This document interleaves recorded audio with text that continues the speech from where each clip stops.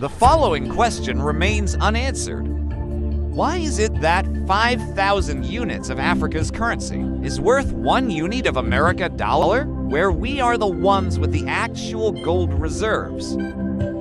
It's quite evident that the aid is in fact not coming from the West Africa, but from Africa to the Western world. The Western world depends on Africa in every possible way, since alternative resources are scarce in the West. How does the West ensure that the free aid keeps coming?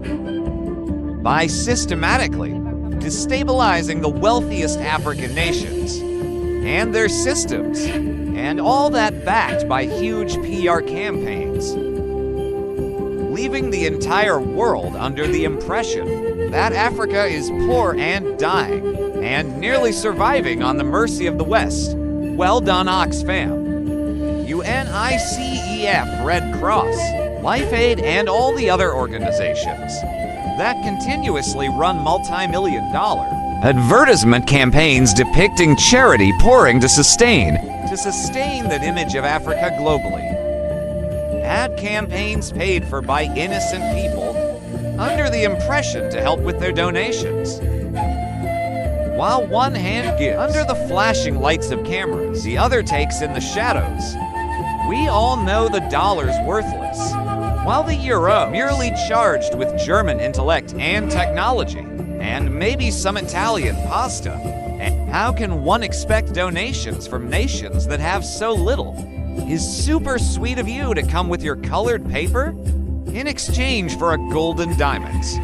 The perception is that a healthy and striving Africa would not disperse its resources as freely and cheaply, which is logical. Of course, it would instead sell its resources at world market prices, which in turn would destabilize and weaken Western economies established on the post-colonial free meal system.